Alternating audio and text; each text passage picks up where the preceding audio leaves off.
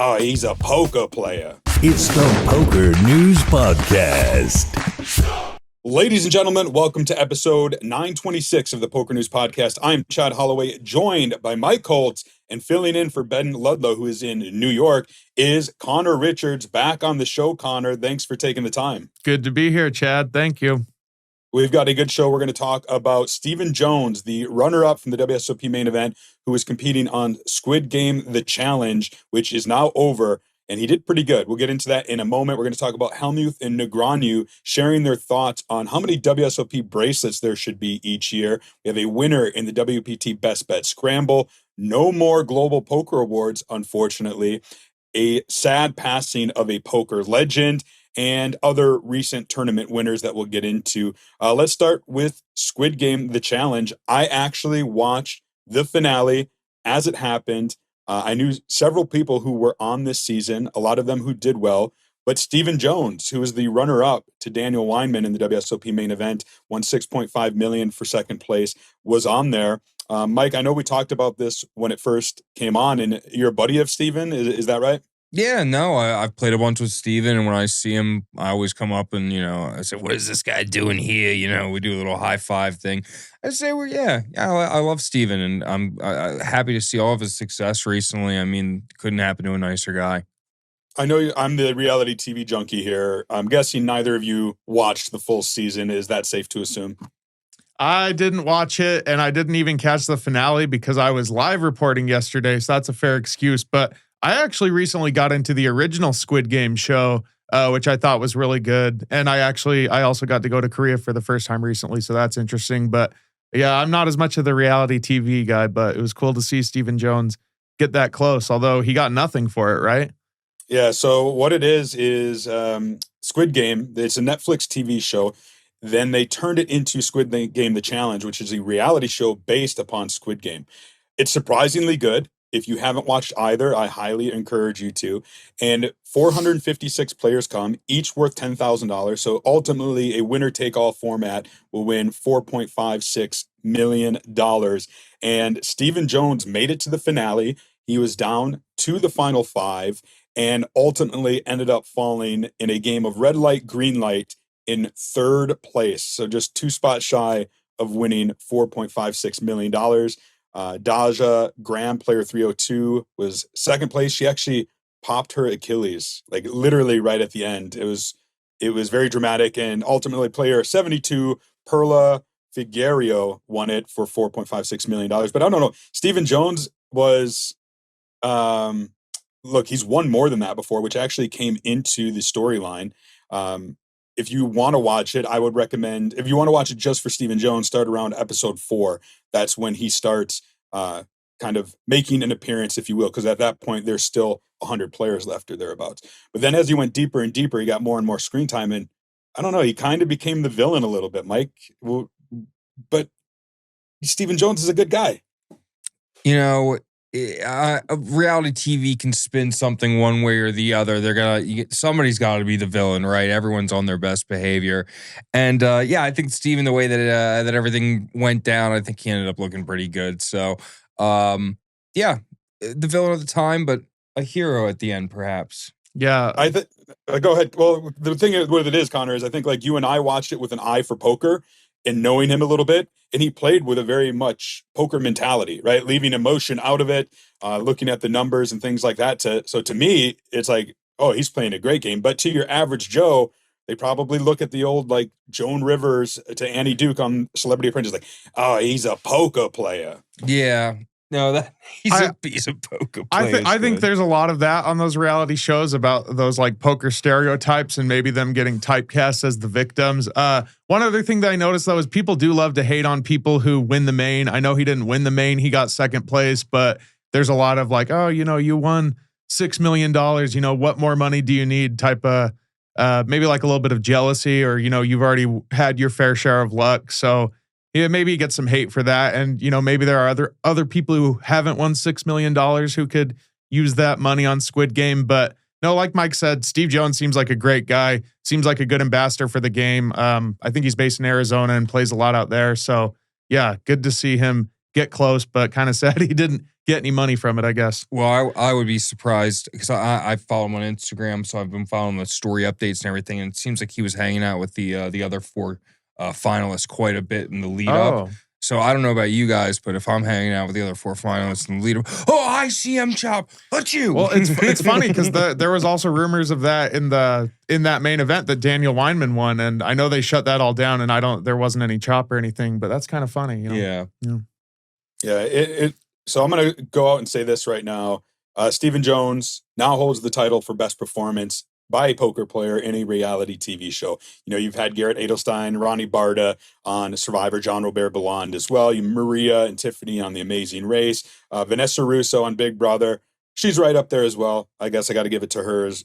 But Stephen Jones made the poker world very proud. And Connor, you're absolutely right. He did share only with one person in the show that he had won $6.5 million playing in the main event. I wouldn't have shared that. Yeah. Yeah. And she basically said like to herself, not to him, but like, what is he even doing here? Like he's won money before. We need it more. So wise decision for him to, keep that under wraps. I'm going to actually reach out to Stephen Jones. I would love to see if he would join me for an interview for the Poker News podcast and chat a little bit more. But if you want to watch him, go on Netflix, check it out. Very entertaining show. He did awesome. And Stephen Jones representing for the poker world. Speaking of the poker world, one of the big topics since last week's episode was the number of WSOP bracelet events. How many should there be? Phil Hellmuth let slip, I guess, a secret that was that they're considering, the WSOP is considering capping the total number of bracelets at 100 per year. And basically slashing Vegas in half. So 50 during the summer and 50 otherwise, I guess, is the thinking. Whereas Negreanu came in and said there should be more like 150 per year. And I'm curious to hear your guys' thoughts, Mike, especially with you, right? Because we've got the WSOP during the summer, we got WSOP Paradise, we got WSOP Europe, we got online bracelet events. What do you think would be the best number? Well, first of all, I'd say the ship has kind of sailed as far as like, let's rein back the bracelets now. It's like, now you want to do it, huh? And after Pennsylvania got okay, just making sure. Yeah, I don't know what the perfect number is, right? Like, I would have said that 100 was good before, but now that you've already expanded that much, it's kind of like a weird thing. And I mean, if I'm Negreanu or if I'm Hellmuth especially, I'm like, yeah, dude, I think there should be 12 bracelets a year, actually. You know what I mean? I'm trying to keep my record. So I do agree that the bracelets have lost their prestige. However, and I've said this before, if you look at the amount of entrants in early WSOPs that Hellmuth is winning, and you look at the amount of entrants now and extrapolate that with how many bracelets there were then, it's still harder to win a bracelet now than it was then. Now, you can go bracelet hunting, you can go to Europe, and you can do this and that, and they should shave off some of the fat. I mean, like some of those, like they're changing WSOP Europe, but I think Roswell is not that great. I think having niche online bracelets in areas where you get 40, 50, 60 runners is not great. But I don't know. WSOP as a brand has shown that the bracelet has lost some of its prestige, unfortunately. And I don't know if they can gain that back by making 100 events. And cutting it Vegas to 50 events, I mean, what a disastrous mistake that would be as far as income, right? Like, wouldn't they want to wouldn't they want to add more bracelet events? Yeah, I mean, to give you some perspective, there were 245 bracelets handed out in 2024, 234 the year before that. And if you go back to like 2018, only 89 bracelets were awarded back then. And yeah, I mean, there's a lot of them. I do like GG, now that they own the WSOP, are taking a look at this, because I do think it needs to be reined back in, even though if the toothpaste is out of the tube, if you will. But it is important to the brand to keep them prestigious. Connor, I'll ask you in a minute what your thoughts are. I'll share mine real quick. I think, as I've long advocated, there should just be a differentiation between online bracelets and real bracelets, real in-person live bracelets. And in my mind, I would like to see maybe 100 online every year, but with that differentiation, and then 100 live throughout the year. Maybe say 75 of them are given out during the summer, and then the other 25 split between WSOP Paradise, WSOP Europe, or something else that they may do. That's something that I think would be great. I do think Negreanu makes a good point, though, that if you cut out bracelets, the ones that are likely to go are going to be some of the mixed games. that a lot of people do enjoy playing during the WSOP. So it is a weird thing. Like, you have to ask, if they do cut back, what exactly would they cut out? Connor, what are your thoughts? I agree with both of you. And I do also kind of agree generally that, yeah, bracelets are getting a little diluted and they need to do something. But kind of like both of you said, like Mike said, if you look at the actual numbers and how many runners these events get, it's actually more difficult to win a bracelet, not easier. So that's kind of just like a perception bias I get that people need to get past. And also, like you said, Chad, one of the first things to go would be these mixed game events. And those are actually becoming more popular than ever. While we're filming this, I'm live reporting the Chainsaw Mixed Game event. We've got Robbie Straczynski's Mixed Game Festival going at Resorts World. And just the last couple of years, they've launched like Big O events, double board bomb pot events, things like that. And if you want to, I think those are good for growing the game. I think those are fun games. I think those are going to get, different sorts of players in the field who maybe wouldn't play the WSOP. And if you want to keep adding events like that, you kind of have to, compensate that with having more bracelets. But I don't know, definitely not an easy solution. Probably if I had any solution, it's just address the regional small field events in places like Pennsylvania, Michigan, maybe until there's a shared pool. Well, there is a shared pool now, yeah. But before there wasn't one. You're right, yeah. So Pennsylvania just joined. So are there any isolated markets now? I think Quebec or something like that, right? Ontario. So places like that. There is rumors that they might join the rest of the world here soon. There's been some positive developments there, as our Ontario ambassador Kyle Anderson has reported on. It still might be a ways off, but it sounded like some legislation was passed that Ontario could very well join the worldwide pool, if you will. But then they would just have WSOP.com. It's WSOP.com out there, right, in Ontario? I don't really know how it works, as I'm not. Yeah, I think it's powered by GG still, even though. So they would just migrate to GG, basically. Yeah, Easy that would peasy. be my assumption. Yeah. So. Okay, that makes complete sense. I think the high roller events will be the first to go, especially in the American markets, because the big, beautiful bill that has made it so that poker tournaments are looking pretty sketchy, Yeah, that never got addressed. I think we all thought that would get repealed one way or another. It wasn't popular, and still there. I read one thing, I think, on Twitter. They think they're going to get it. Somebody was had a positive outlook on it that it would, we'd figure it out before the tax year of 2026. But I don't know. It seems very sketchy, and if it continues, obviously it's going to be really bad. But that's neither here nor there.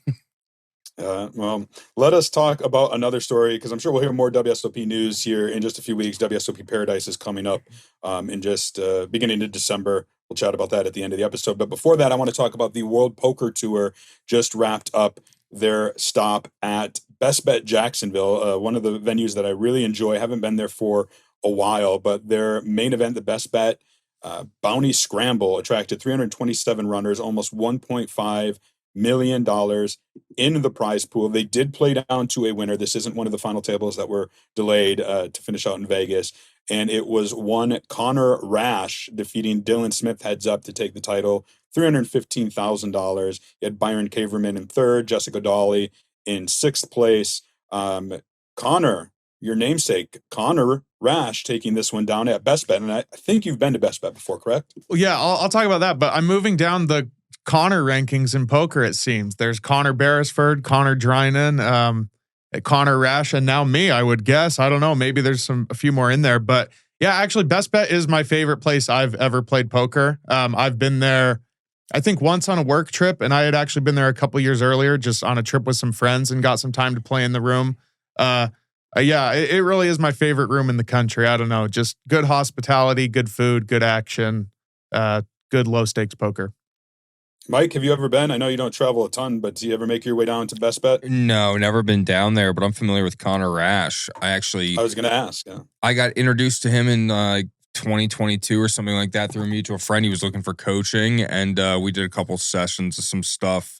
And he was like already better than me anyway. So it was like ridiculous. He was a red line crusher on ACR, Fear the Reaper. It's his name on there. Just getting doxxed, boy. But he's an absolute crusher. The kid's been good for years and years, and good for him for the success he's had. I know he's a Florida native, so good for him. breakout score for him. His prior best was 78,000 for 8th in 2024 WSOP six-handed championship. So crushes his previous best, and it also pushes him up over $1 million in career earnings, according to the Hendon Mob. So congratulations to him. There are 2 more WPT events remaining this year.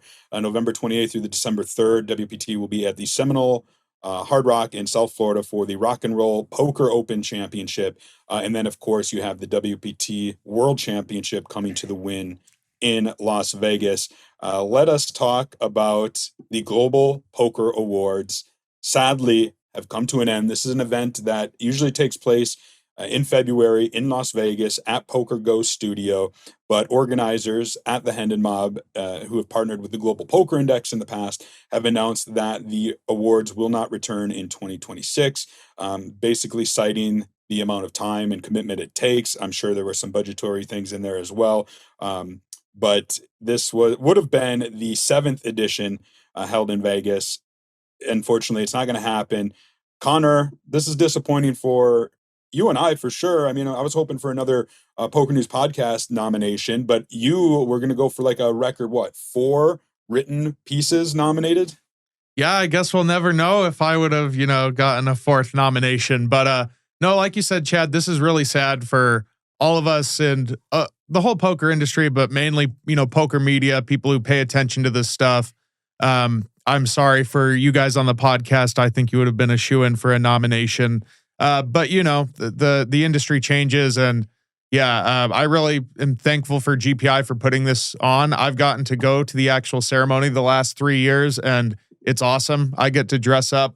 I wore a freaking tuxedo to the last one, which I don't think I've ever dressed that nice in my life. You're looking snazzy. I didn't dress that nice to prom or anything, but it's just an excuse to dress up, eat hors d'oeuvres, network with people in the poker community, and get recognized. So, I mean, yeah, it's sad, but I'm just grateful, honestly, that, they provided that, because it can be a thankless industry, and, putting on a ceremony like that, it meant a lot. So shout out to GPI for sure. Mike, have you ever been to prom? What kind of question is that? Yeah. He said Connor went to prom. I've never been to prom. I never went to a single prom. Oh, I went to prom, right? Did I not go to prom? I think I went to prom. I was really fat, man. I was really big. Me and you both. I'm trying to think. Was it? I either went to homecoming or prom. I think I went to prom with. Yeah, no, I went to prom. It was a disaster.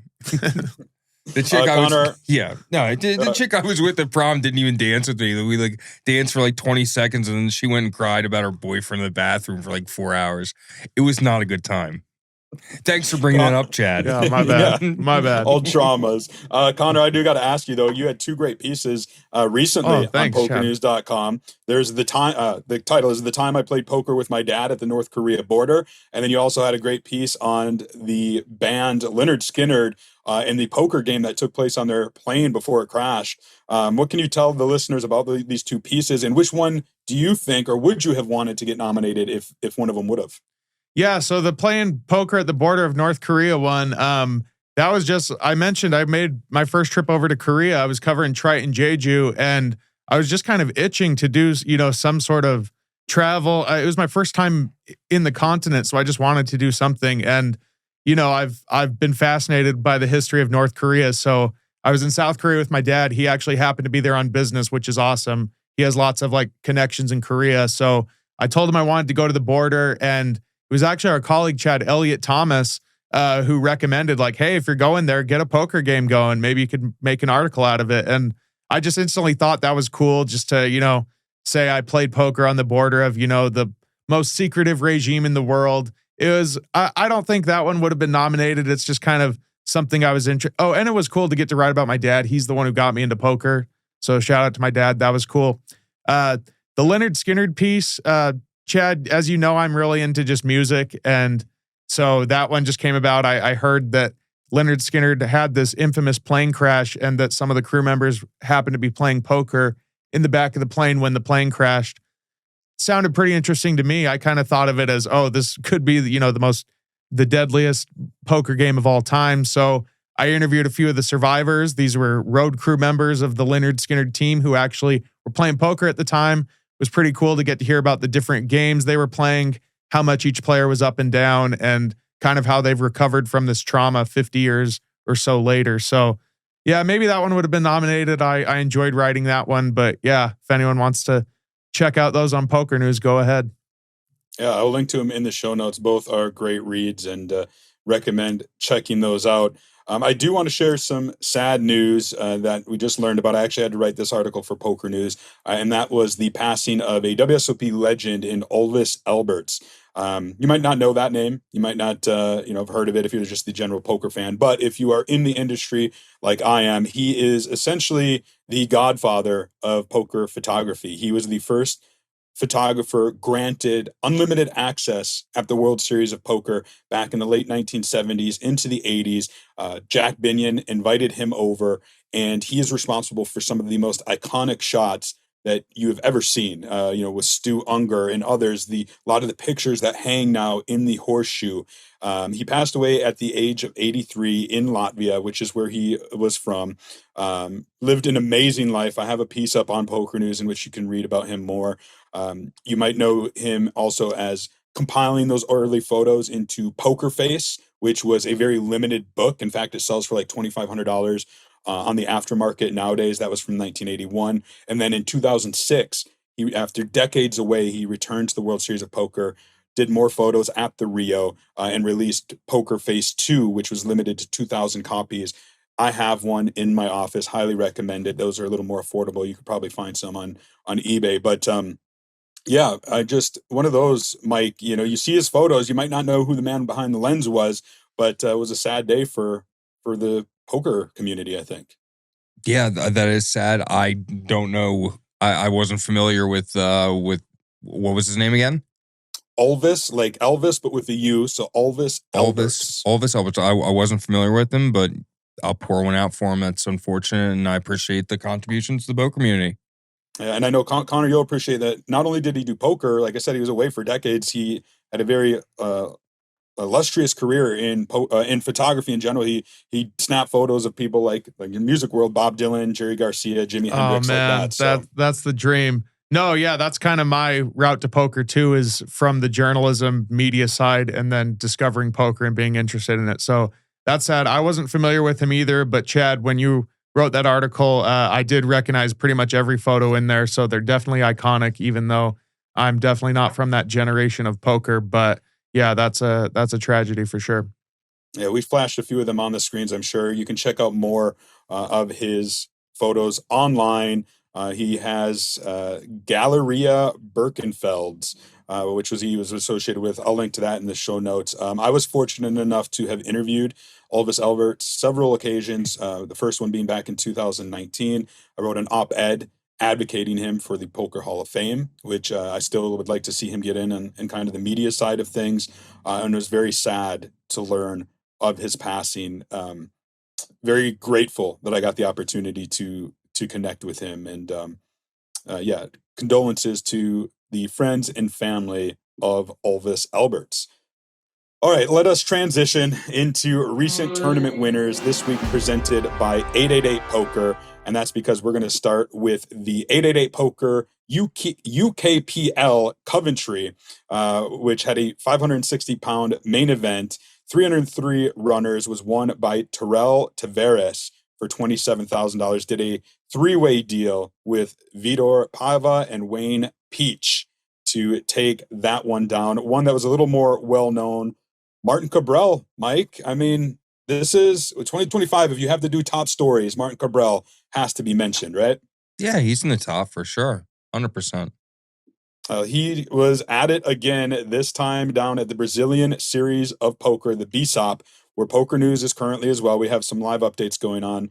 $30,000 super high roller, took 24 runners, I think it was, and it was Martin Kabrhel taking it down for $422,000. Brazilian poker legend Andre Akari of that one finishing fourth. But Connor, I mean, you've got your dose of Martin Kabrhel throughout the year, especially at the World Series of Poker. So Andre Akari got second, did you say? He took fourth. Yeah, did fourth even pay? Yeah, $142,000. So that had to be more than 24 runners. Sorry to interrupt. So I wish Andre would have won, because I interviewed him at EPT Barcelona a couple years ago, and he was just the nicest guy, and I think a great ambassador for the game. Martin Kabrhel, on the other hand, a bit more of a villain, although people do love to see him win. Him winning is probably better for clicks, if you will. But no, he's just had a pretty crazy year. And again, he's a polarizing player. Clearly, whatever he's doing at the table in terms of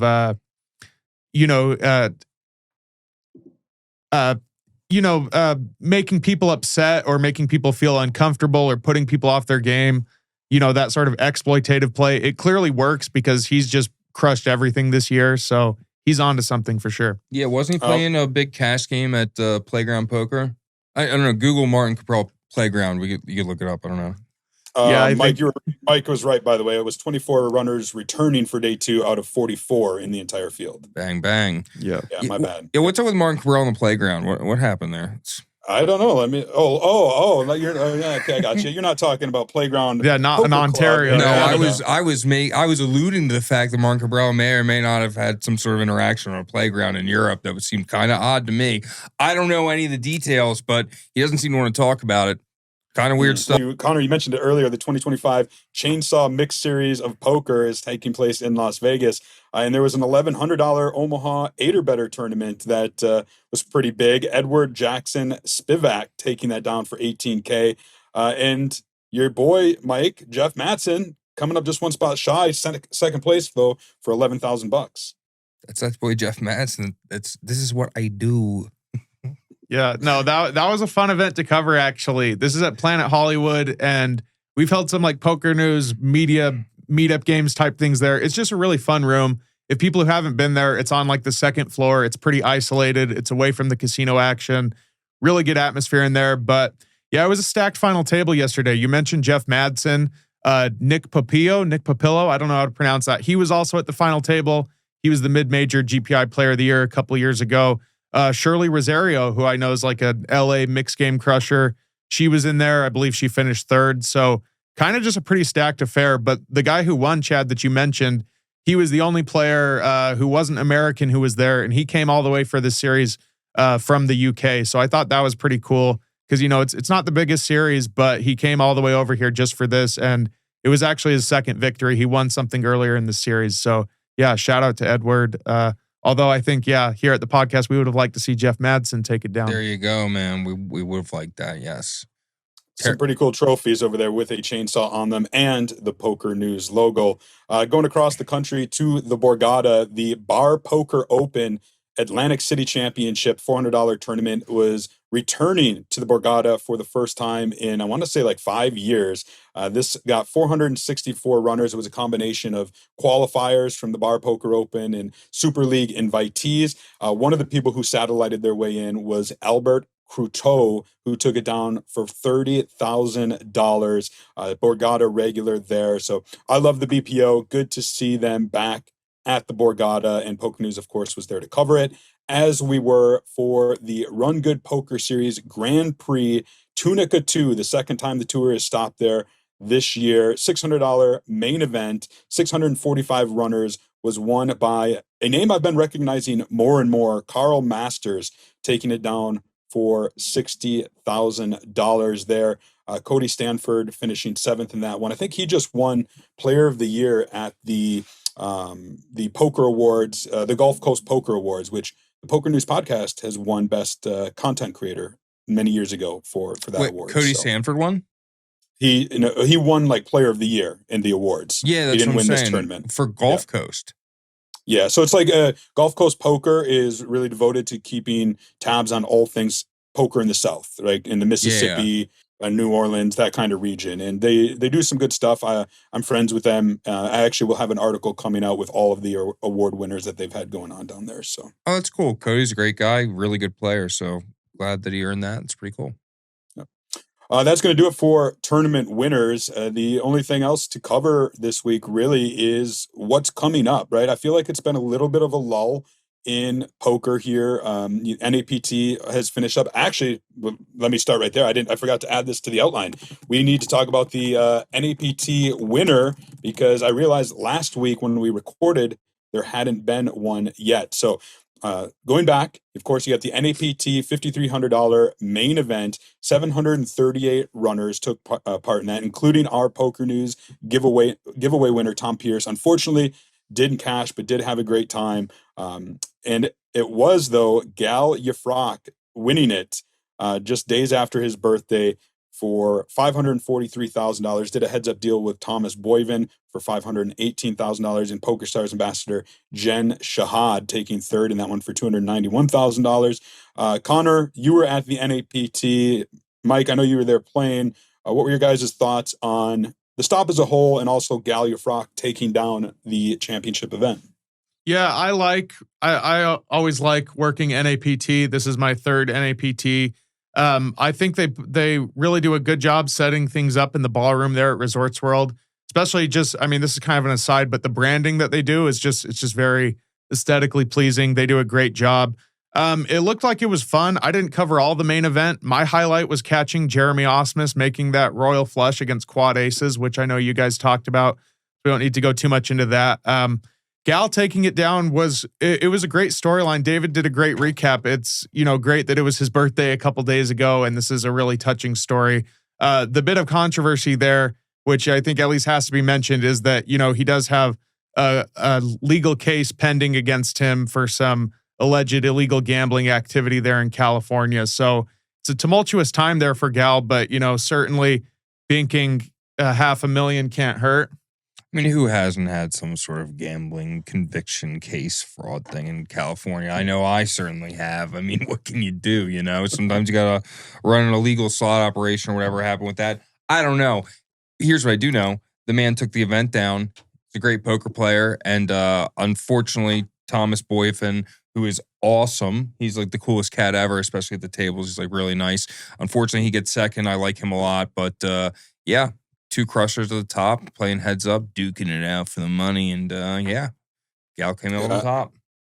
Gal does have a court date here this week, so I know we'll be keeping an eye on that. And then, as you mentioned, Mike, Thomas Boyven, a crusher all around. He won an MSPT title many years ago in Las Vegas, and I've always known his name since then. And he's risen through the ranks because now he's playing, high rollers and such. So, two great performances by those players at the NAPT. So now the NAPT is in the rear view. What's coming up? It's going to be a busy December.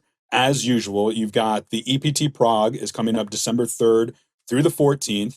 A day later, the WSOP Paradise starts. That will run through the 18th. And then the WPT World Championship technically runs December 2nd through the 22nd, with, of course, the WPT Prime and the World Championship taking place kind of later in that schedule. Toss in MSPT. They've got two more stops remaining in their season 16, one in Chicago, one in Minnesota. I very well maybe be at both starting with this weekend. Connor, I know you're going to Paradise. Mike, I know I ask you every week. You're still a little up in the air. What are you guys thinking about the rest of the year poker-wise? I need to message my WSOP rep person and talk to her and decide. I'm going to decide today. I don't know. I don't know what I'm going to do. We're going to find out, though. Cliffhanger. Hey. I will say that I'm hearing that WSOP Paradise is likely to have a very juicy overlay. That could change, I guess, but with a $60 million guarantee on the super main event, I have heard that they are bracing themselves for a very big overlay. But they are doing some big giveaways. They've got some big celebrity names that are attending down there. Connor, I know you're going to have a blast down in the Bahamas. I love Paradise. This will be my third straight year going, and it's always fun. I'm just looking forward to the lazy river. I was just there for the World Tournament of Slots and know that lazy river well. I don't believe I'm going to WSOP Paradise unless something changes, and which I'm not super sad about because, as I said, I was just at the Bahamas. There is a chance that I end up at the EPT Prague for a little bit. And there is part of me that's like, you know what? If I'm not on the road, maybe I should play a little bit in the WPT World Championship. That sounds enticing. Yeah. Get it, Chad. I'll definitely be playing some of the MSPTs, though, upcoming. And then we've got some fun episodes of the Poker News Podcast coming up. So I actually think we're going to do a few extra episodes during that busy time so we can keep you up to speed on all three of those major stops. We'll, of course, have regular shows as well. The MSPT podcast presented by Poker News just released its 8th episode with myself and Kinda England. You can check that out. And yeah, I'm looking forward to seeing what the remainder of 2025 brings. A lot of Player of the Year races that will come down to the wire. Can't wait to see who wins some of these WSOP Paradise bracelets, who will be the next WPT World Championship. And then catching up with Ben Ludlow when he's back, because Mike, he's out in New York. I think he's going to go play some of those underground games we talked about with Brian Oaken in that episode.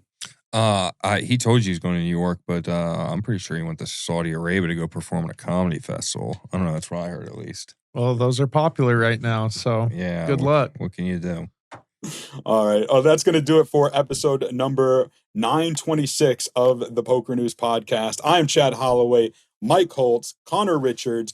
We will be back next week. And until then, we'll keep a seat open for you.